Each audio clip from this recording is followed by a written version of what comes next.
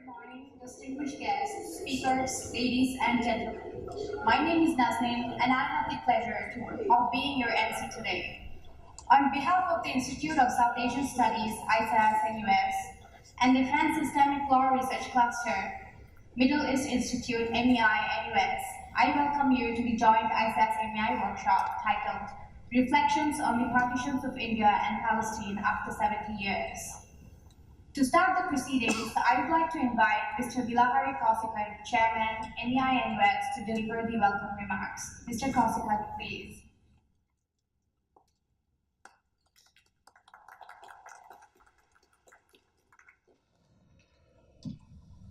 Well, a very good morning to all of you, and a warm welcome to all of you, and thank you for making time to come and attend this workshop. I think this is an important event, not just because of the intrinsic interest and significance of the topic we will be discussing today, but because it represents a collaborative effort between ISAS, my friend Raja Mohan has taken over ISAS, and MEI.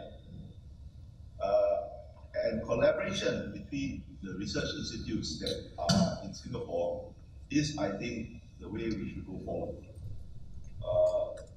The most practical reason for it is, I think, money is going to be short going forward for all of us, and collaboration saves resources. There's really no point duplicating what we are doing. And there is a great deal of scope in collaboration, which has not been realized, although most of our institutes have been around for some time. Not just between MEI and ISAS, but between both MEI and ISAS and, say, the Institute of Southeast Asian Studies, Yusof Ishak Institute, the East Asian Institute, and maybe even ARI, Asian Research Institute. Well, one reason is, as I mentioned, resource constraints and optimizing the use of resource. But more fundamentally, the conventional geographic boundaries between regions have always been somewhat artificial. In fact, they are artificial. What is the boundary between Europe and Asia? That's completely arbitrary. You just draw a line, and say Europe is this side and Asia is this side. And in the 21st century, for a variety of reasons you all are familiar with, cross-boundary flows of various kinds, of people, of ideas, of trade, of investment, facilitated by new kinds of technology, are going to make these boundaries even more artificial. And in fact, to stick to conventional geographic boundaries is already and will become increasingly so an obstacle to understanding, an obstacle to the things we are supposed to be studying. There are new concepts that kind of, in a still quite incoherent way, try to capture this new reality. One such concept is this idea of the Indo-Pacific. One boundary of which is in the Middle East, the other boundary of which is somewhere in Southeast Asia. Another such concept or vision is that of the Belt and Road Initiative, propagated quite insistently by China under Mr. Xi Jinping, which encompasses both the Indo-Pacific and Central Asia, and a new whole concept of Eurasia has been in the vogue lately. Now, neither the idea of the Indo-Pacific nor the Belt and Road Initiative are yet settled propositions. They are grand visions, they are geopolitical aspirations, and they are geopolitical possibilities, but they are not yet geopolitical facts, nor are they settled propositions. They are, how they will evolve, whether the possibilities inherent in these concepts will be realized, is to my mind still an open question. There are big problems with both, but they at least capture something of this new reality that is a transboundary one, that transcends conventional boundaries. But even though there are still possibilities, I think the research agendas of our institutes must take these new possibilities into account and structure our work and our priorities accordingly. And that brings me very briefly to this particular subject of this workshop. Now, partition is a very loaded term. It's a very harsh term. It even sounds harsh, partition, and it is weighed down with a lot of emotional and historical baggage. In this particular partitions, in particular, Palestine, India, Pakistan. But I want to, and even after 70 years, it's been 70 years since the UN General Assembly narrowly kind of agreed to the partition of Palestine, and it's been 70 odd years. 70, 70, almost 70, no, more than 70 years anyway, when India and Pakistan were separated. I'm not going to go into the substance of your discussions because, for a start, I am not qualified and I'm here to learn from you all. But I want to leave you with a thought about a different kind of partition, even though it is not within the remit or the mandate of this particular workshop. And that is the partition between Malaysia and Singapore, which is about 53 years old. We didn't use the word, that harsh word partition, we used a gentler word called separation. But the idea is essentially the same.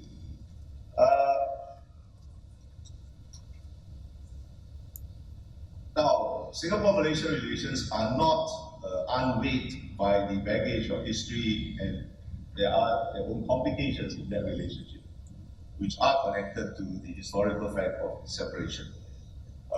But I do not think, but it is a successful case for separation. Because I do not think there are very many people on either side of the causeway that regret that separation. We have since both gone our own ways, and in fact, while, as I said, the relationship is not without its own complications, that fact, that historical fact of separation, is actually the foundation of what, despite ups and downs, which are quite normal in relations between neighbors, is actually quite a good and mutually beneficial relationship. Now, I leave that thought with you in your mind, for you to see whether there are any lessons, any parallels that you can draw. And just let me end now by wishing you every success for your workshop. Thank you.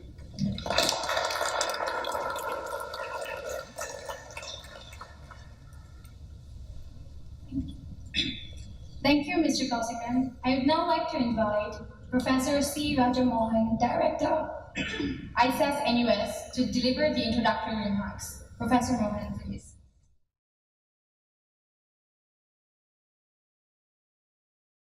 Thank you, Nazmi.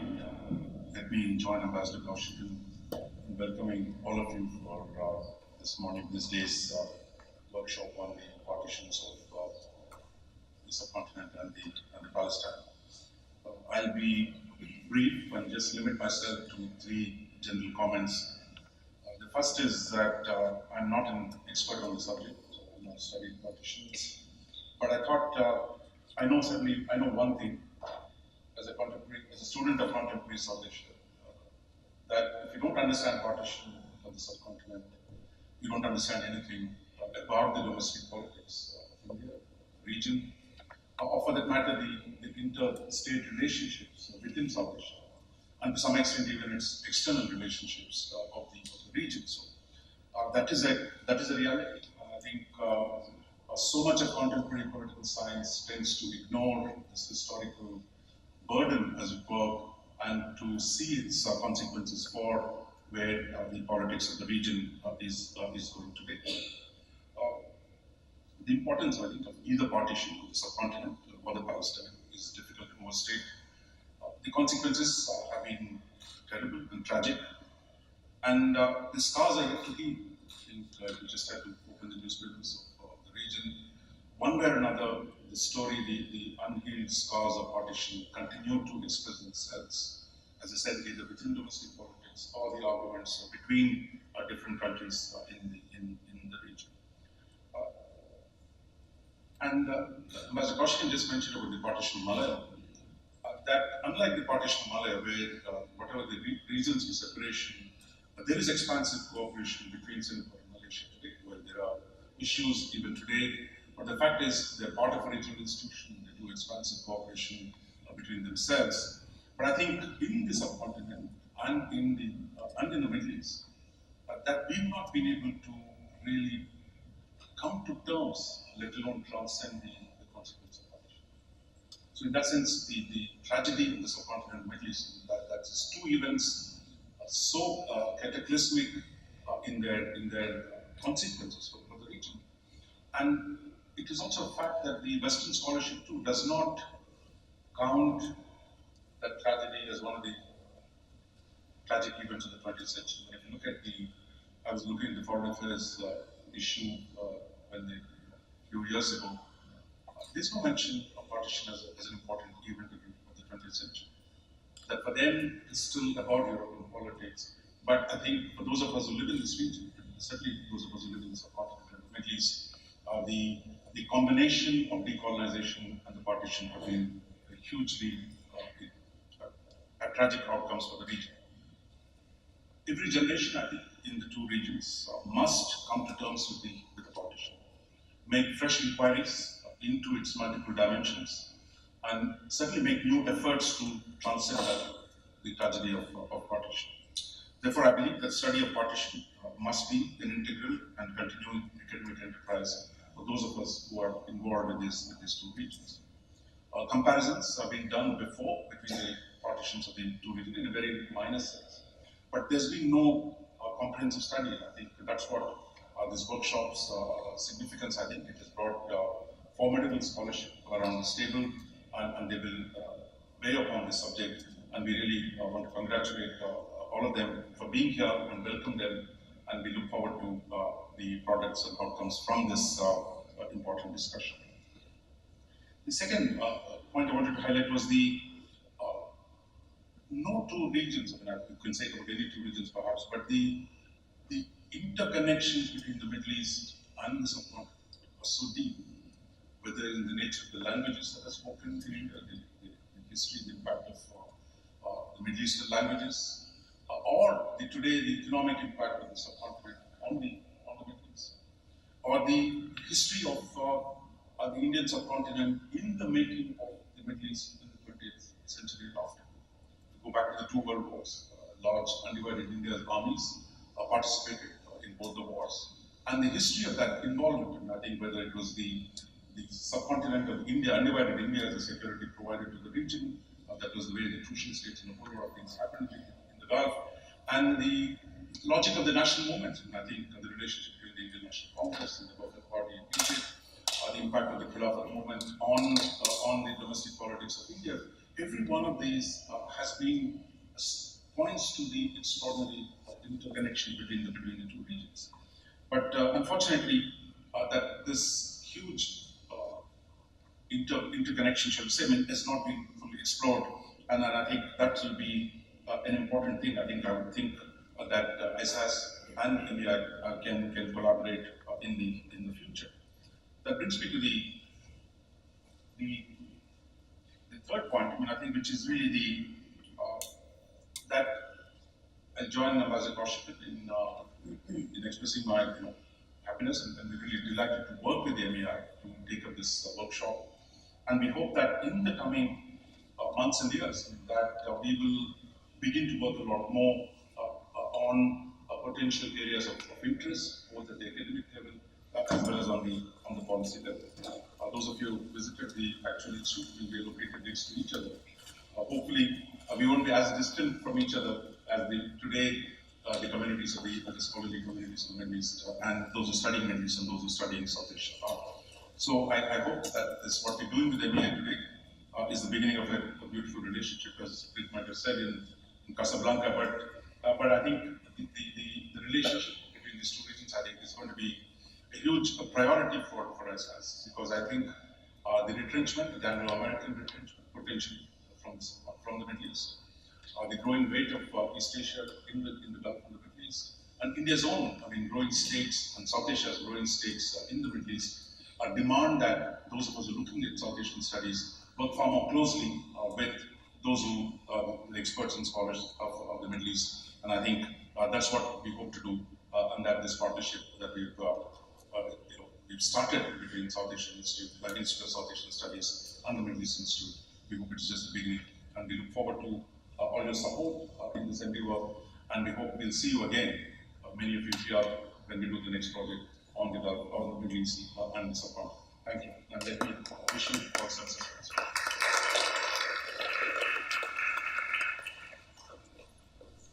Thank you, Professor Rajamohan. I would now like to invite Dr. Victor Katang, Senior Research Fellow, MEI-NUS, to deliver the introductory lecture titled, What is Partition? Dr. Katang, please.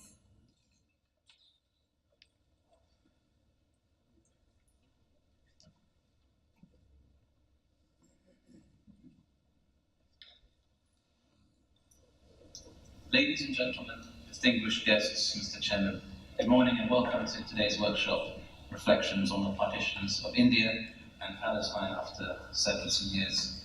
As has been mentioned already, today's event is being jointly organized by the Institute of South Asian Studies and the Middle East Institute, and it is the first collaborative workshop of its kind between our respective institutions. I'd like to thank the staff of both institutes for making today happen, and especially my colleague Amit Ranjan. Mention must also be made of Subrata Mitra, who is the former director of ISAS, who supports pivotal to organising the workshop, although sadly Subrata is unable to join us today. At first glance, the partitions of India and Palestine appear to be quite different, which may explain why they have not been compared until recently. Not only were they different in terms of size, demography, and the length of time they were subject to British rule, but they also had a different legal status in the imperial system.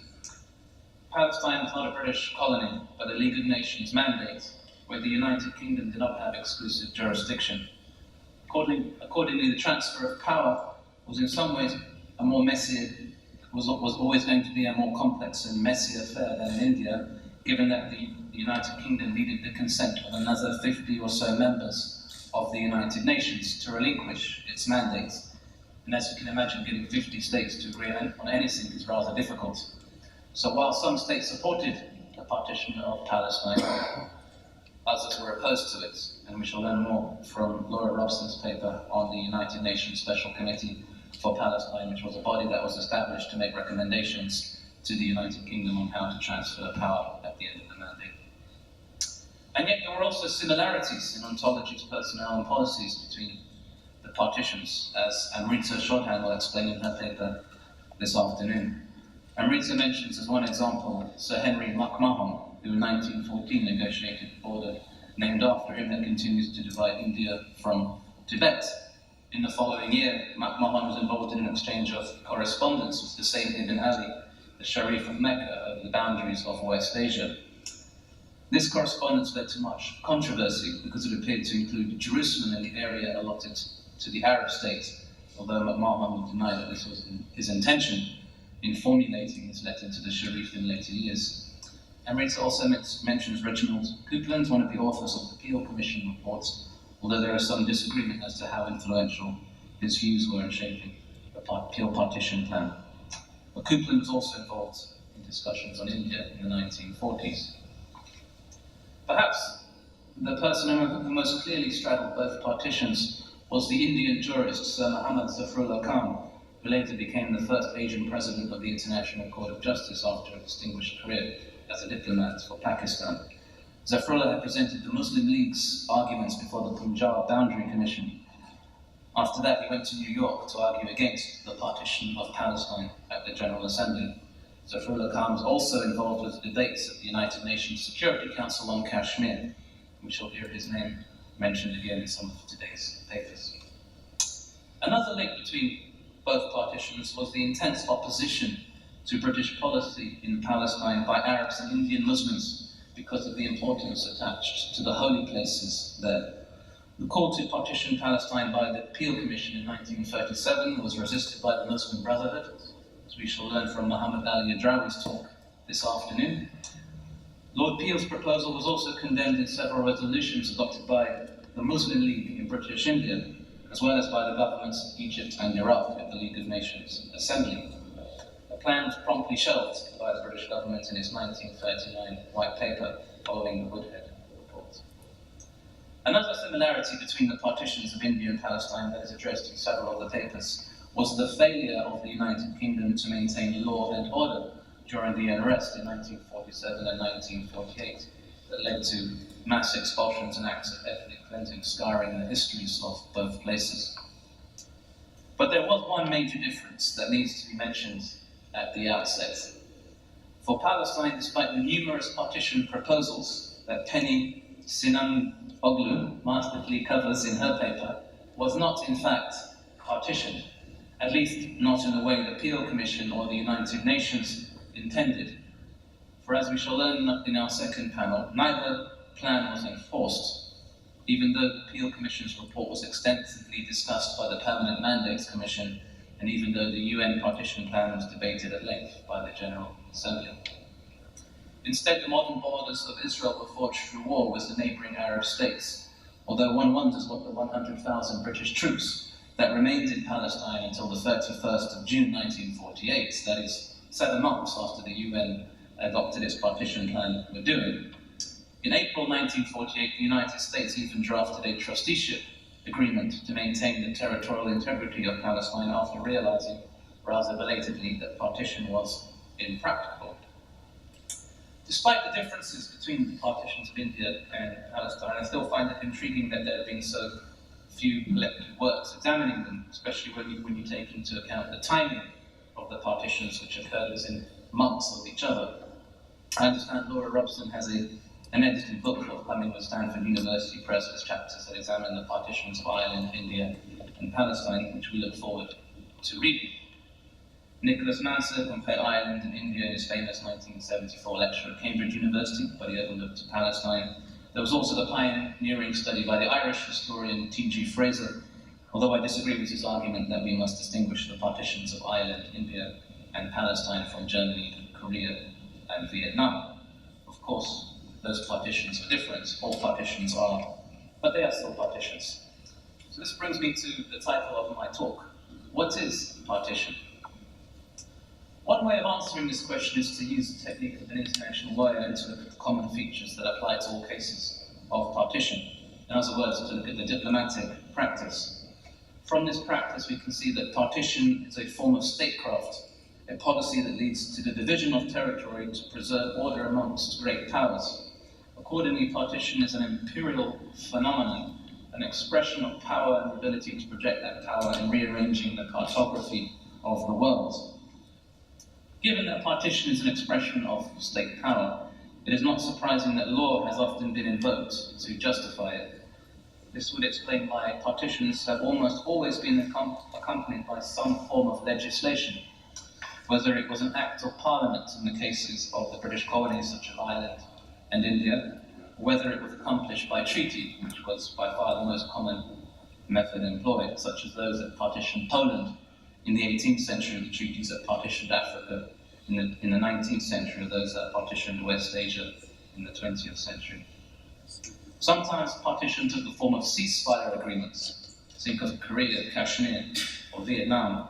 The United Nations partition plan for Palestine was also a document with a special legal status.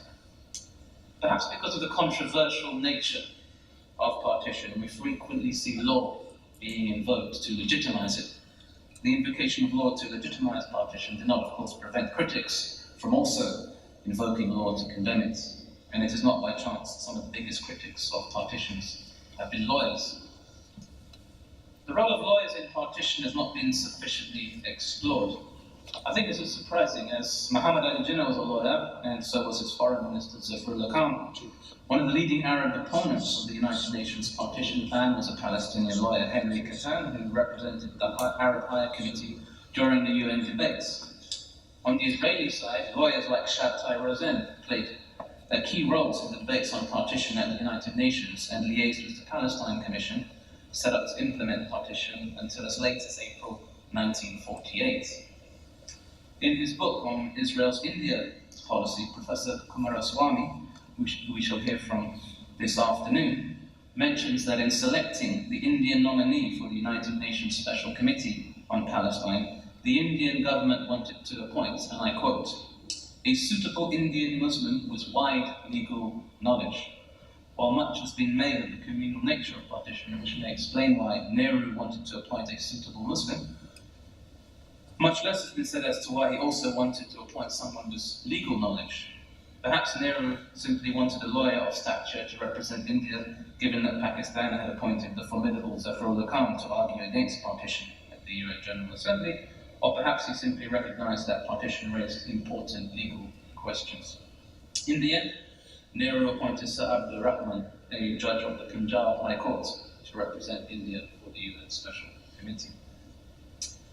Another way to think of partition is to look at language.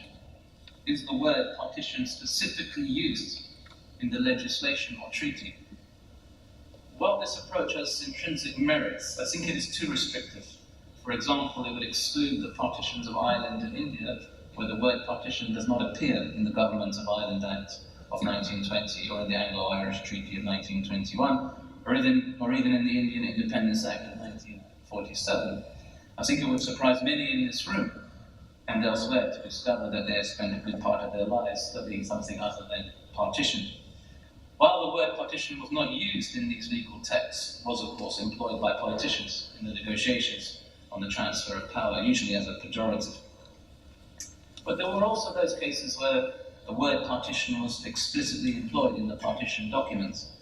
The plan of partition as economic union for Palestine is an obvious example. A much earlier example was the attempt to partition the Habsburg Empire in the partition treaties concluded between Britain and the United Provinces in 1698 and 1700. The aim of these treaties was to prevent the establishment of a universal monarchy through the unification of the French and Spanish empires, although they failed in their aim when the treaties, which were supposed to be secret, were published. Although the partition treaties were bilateral agreements concluded between the sovereigns of Britain and the United Provinces, they concerned a third party, the French king, who Émile de Vattel, the famous Swiss international lawyer, feared would become omnipotent should Charles II of Spain have died without an heir, since the bulk of his inheritance would have gone to the French king. And what an inheritance it was! In addition to Spain, Central Europe and Southern Italy, the inheritance included the Americas, the Caribbean, and the Spanish East Indies. Should France not have agreed to the said partition, the word partition being explicitly employed in the treaty, Britain and the United Provinces were required by Article 10 of the treaty to hinder his pretensions with, and I quote, all their might. The failure of Louis XIV to agree to the partition treaties led to the War of the Spanish Succession, that only ended following the Peace of Utrecht in 1714. So there is a clue here. Partition involves the division of territory of a third party.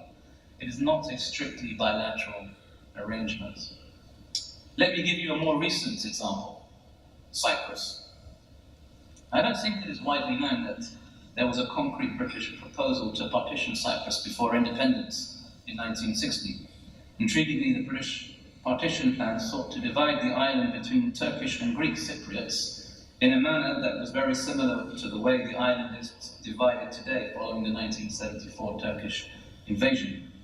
The plan the British Colonial Office found most attractive was to engineer the gradual polarization of the two communities over a period of years, so that partition would come about as a natural consequence of political developments in Cyprus, rather than being artificially imposed and enforced at great cost by the United Kingdom. And I'm paraphrasing from the language that was used in this top-secret partition document that was only declassified in the National Archives some 10 years ago.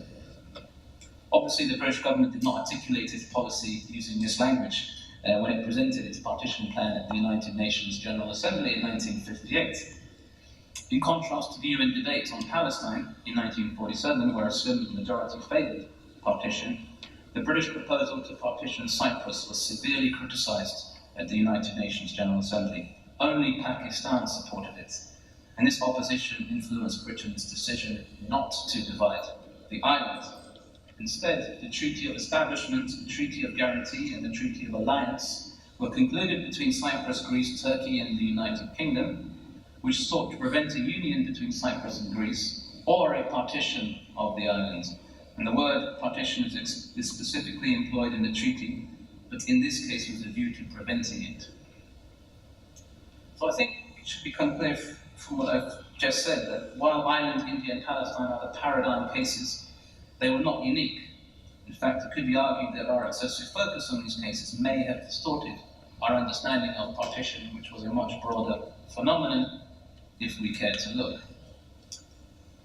I do, however, accept that partition appeared to be more common in British territories during decolonisation, and that this may have had something to do with the failings of the British system of parliamentary democracy in deeply divided societies. Although, as Ian Talbot points out in his paper, federal arrangements were more commonly negotiated by the United Kingdom than partition. So we have a problem. If we do not have agreement on what partition is, we can never agree on our case studies. And if we cannot agree on our case studies, then the danger is that we either end up looking at cases that are not really partitions, or that we restrict our cases to Ireland, India, and Palestine because everyone can agree those are partitions.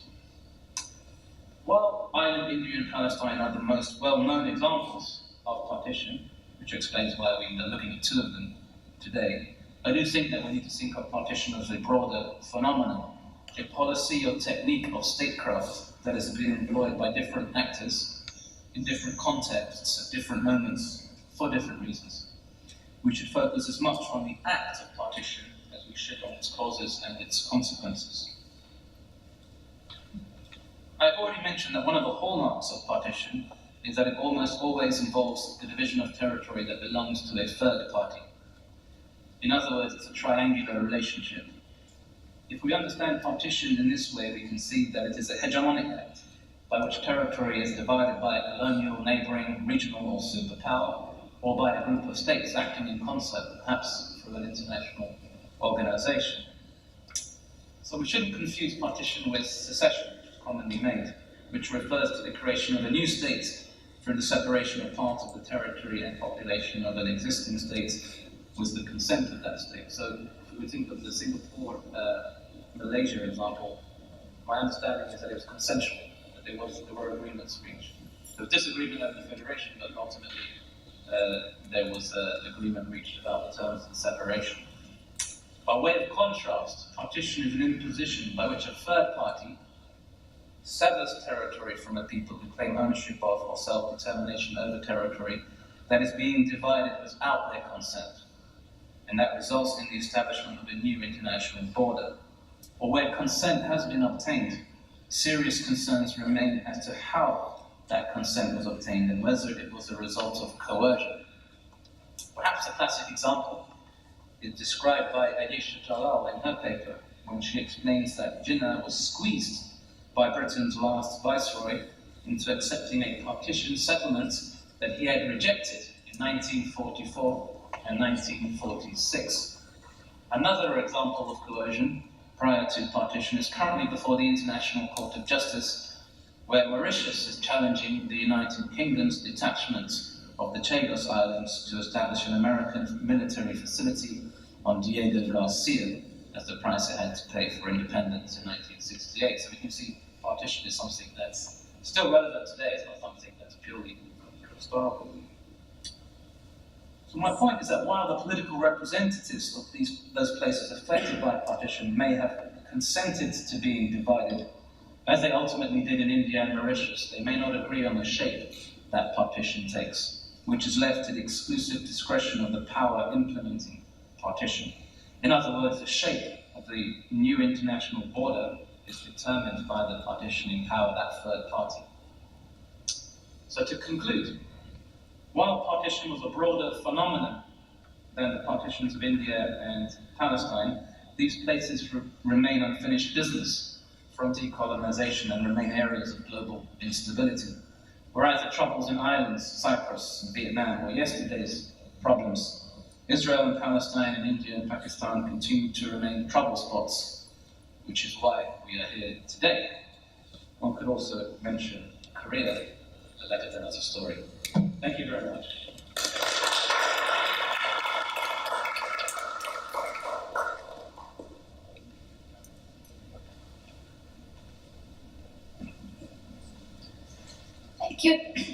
Thank you, Dr. Katan.